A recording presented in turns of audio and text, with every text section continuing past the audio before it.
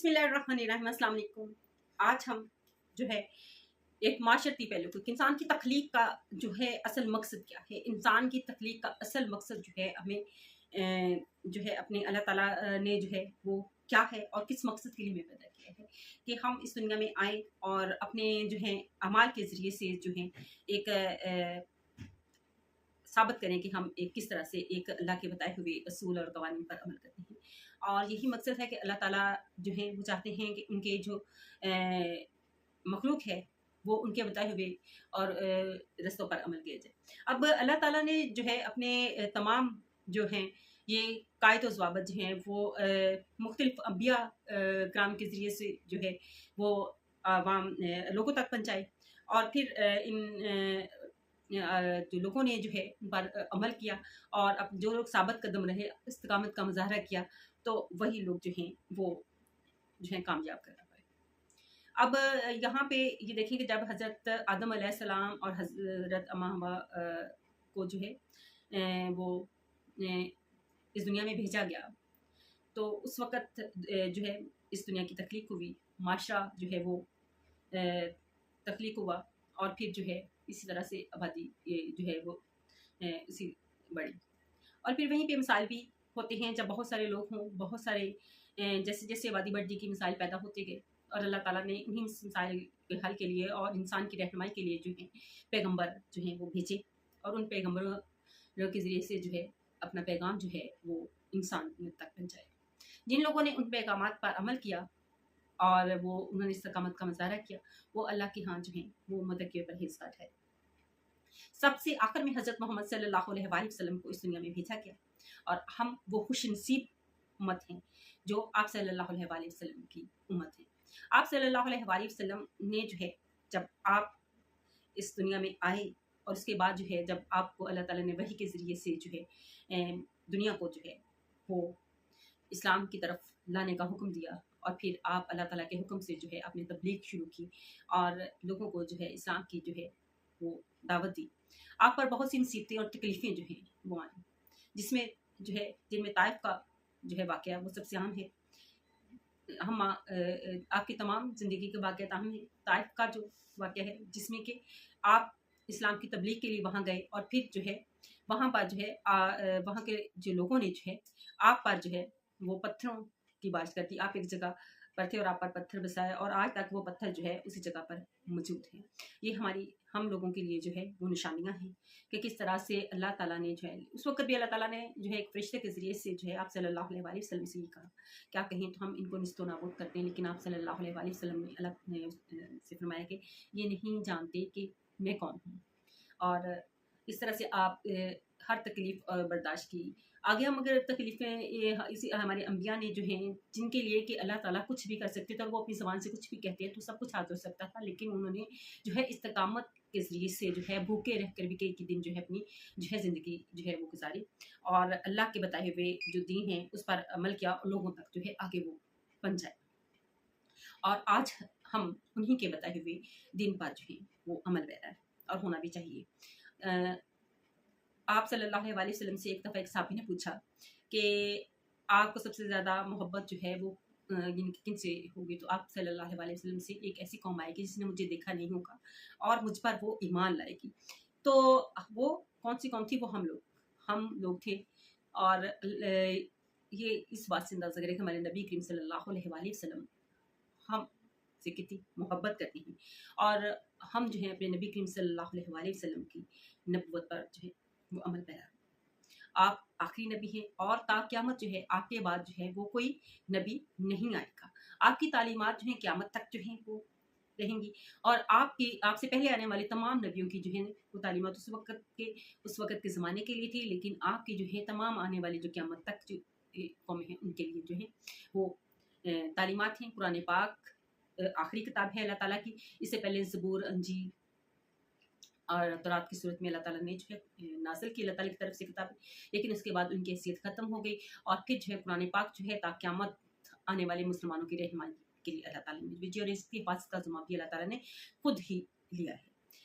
यहाँ पे अब आते हैं कि हमें कौन से ऐसे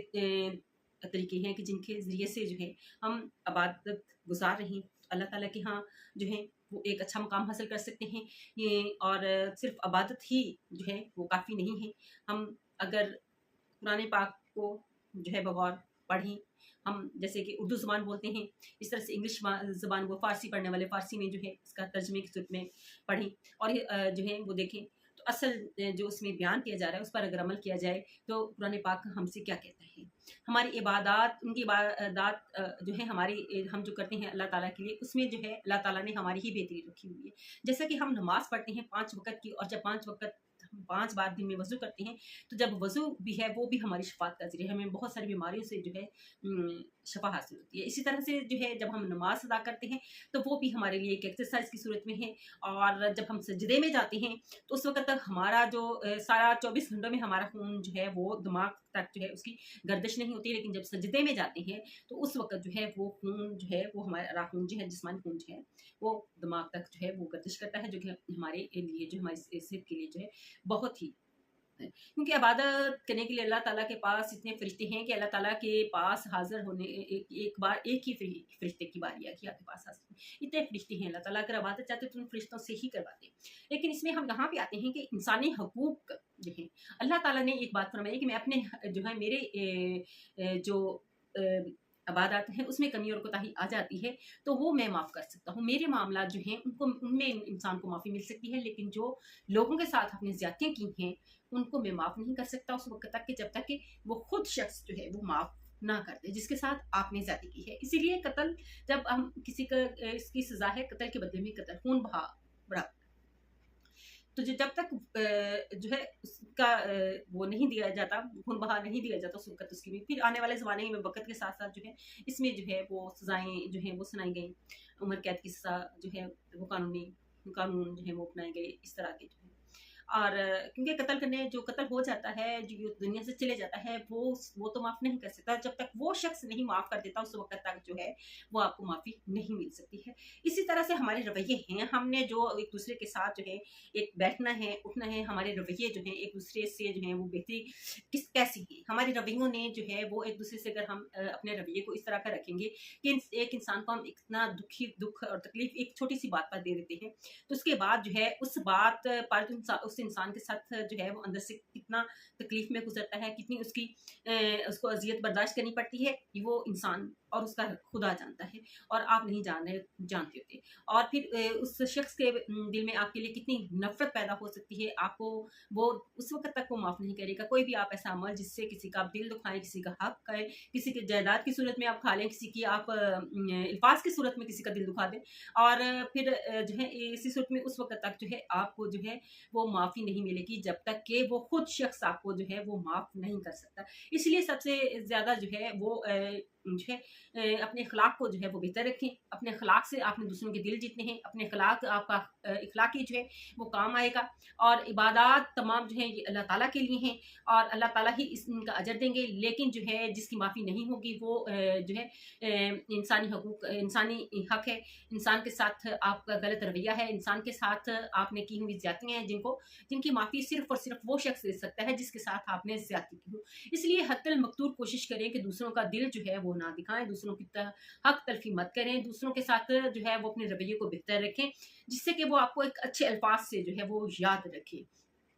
और आज का ये प्रोग्राम इसी के लिए जो है ये मैंने रखा कि इंसान को जो है दिए हुए जो है, कहते हैं कि अच्छी बातें अमूमन भूल जाती हैं, लेकिन जो है दुख और कर्ब के जो मामलात हैं वो इंसान कभी नहीं भूल पाता है, जो इंसान को दुख और तकलीफ दी है। आज हमारे दौर में झूठ और फ़रेब जो है इस कदर जो है सरायत कर चुका है कि आज खुद को आप सच्चा साबित करने की कोशिश करेंगे तो लोग आपके दुश्मन हो जाएंगे। इस तरह के हालात जो हैं आज के माशरे में हो चुके हैं, और इन्हीं वजह से जब आप सच सामने लाते हैं तो जो इसी सूरत में आपके बहुत से रिश्ते जो हैं आपसे अलग हो जाते हैं। दूसरों को शायद सच सुनना जो है वो अच्छा नहीं लगता, और इसी वजह से जो है आपके बहुत सारे रिश्ते जो हैं आपसे ख़त्म हो जाते हैं और हकीकत जब सामने लाई जाए। लेकिन कहते हैं कि कोई वक़्त जो है एक वक़्त ऐसा आएगा कि सब हकीकतें जो हैं वो सामने आ जाएँगी, जो पर्दे हैं वो हट जाएँगे और हकीकतें जो हैं अल्लाह ताला जो है इस दुनिया में ही खोल के ले आता है, और दुनिया में ये हकीकतें सामने आ जाती हैं, और फिर आप अपने गुनाह को, अपने जो है झूठ को जो है अपने कब तक, अपने फ़रेब को जो है कब तक छुपाए रखेंगे। इसलिए जो है दूसरों को धोखा जो है वो देने से परहेज करें, दूसरों के साथ जो है झूठे दावे करने से परहेज रखें। दूसरों के साथ अगर आप अच्छा नहीं कर सकते तो उसके साथ बुरा करने की भी ज़रूरत नहीं है, उसके साथ बुरा भी ना करें। किसी को भी अपना दुश्मन मत समझे। अगर आप दुश्मन किसी को नहीं समझते तो कोई भी आपका दुश्मन नहीं होगा, लेकिन आपके दिल में खौफ खुदा हो,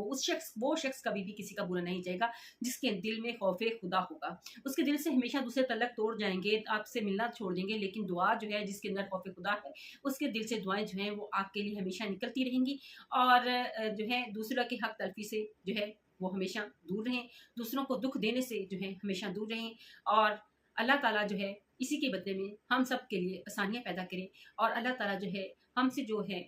जाने अनजाने में जो कोताहियाँ गुनाह हुए, अल्लाह ताला हम सब माफ़ फरमाए। इसी के साथ इजाज़त चाहूँगी। अल्लाह हाफ़िज़।